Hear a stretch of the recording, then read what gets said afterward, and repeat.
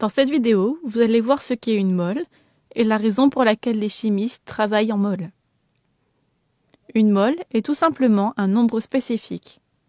Dans la vie de tous les jours, on peut demander 12 œufs ou une douzaine d'œufs, ou une paire de chaussettes pour 2, ou une rame de papier pour 500 feuilles. Une mole, c'est exactement la même chose. C'est juste un nombre qui vaut exactement 6,0 fois 10 puissance 23. On pourrait avoir une mole d'œufs, ou une mole de chaussettes, ou même une mole de feuilles de papier. Cependant, en chimie, on l'utilise généralement pour représenter des atomes ou des molécules. Les atomes sont si petits que c'est un terme pratique pour représenter les nombres très importants.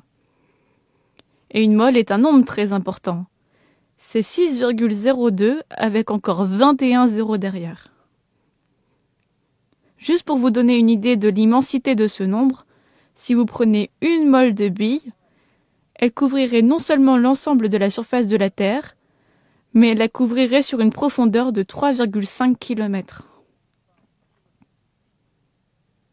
Comme vous pouvez le voir, une mole est un nombre astronomiquement grand. Cela s'explique par la taille incroyablement petite des atomes. Dans une bouteille d'un demi-litre d'eau, il y a un peu plus de 25 moles de molécules d'eau. Mettez cette vidéo en pause et utilisez une calculatrice pour essayer de deviner le nombre d'atomes contenus dans 25 moles d'eau. Souvenez-vous, une mole contient 6,02 fois 10 puissance 23 molécules d'eau.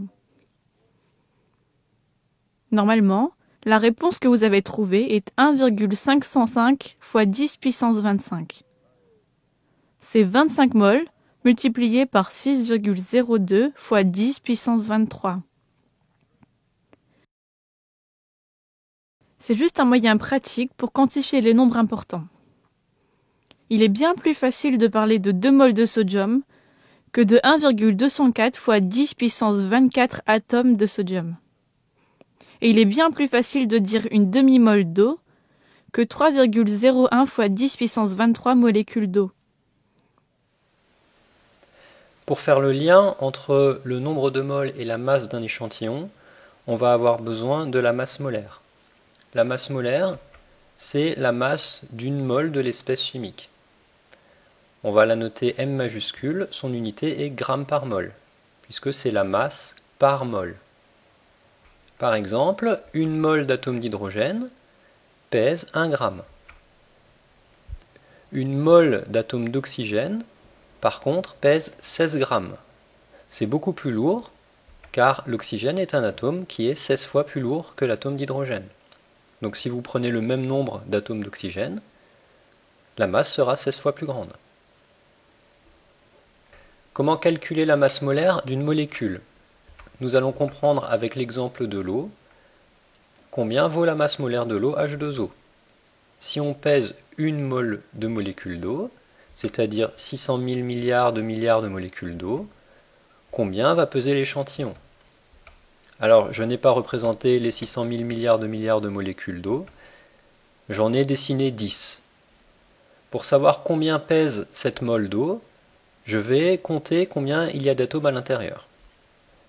Je sais qu'il y a une mole de molécules d'eau, c'est-à-dire 6,02 fois 10 puissance 23 molécules d'eau. Je sais que dans chaque molécule d'eau, il y a un atome d'oxygène. Donc il y a 6,02 fois 10 puissance 23 atomes d'oxygène dans cet échantillon, c'est-à-dire une mole. Vous pouvez vérifier qu'il y a bien 10 atomes d'oxygène dans ce paquet de 10 molécules d'eau. Or, je sais qu'une mole d'oxygène pèse 16 grammes. Il y a donc déjà 16 grammes qui sont dus aux atomes d'oxygène. Je vais maintenant compter les atomes d'hydrogène. Il y en a 2 fois 6,02 fois 10 puissance 23. Il y en a 2 fois plus que les molécules d'eau, car il y a 2 atomes d'hydrogène dans chaque molécule d'eau. Vous pouvez vérifier que dans mon paquet de 10 molécules d'eau, il y a bien 20 atomes d'hydrogène. J'ai donc 2 moles d'hydrogène présentes dans cet échantillon.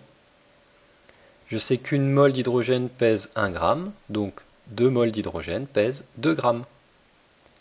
Finalement, pour calculer la masse molaire de l'eau, Je prends la masse molaire de l'hydrogène que je multiplie par 2 et j'ajoute une fois la masse molaire de l'oxygène. Je trouve 18 grammes par mol.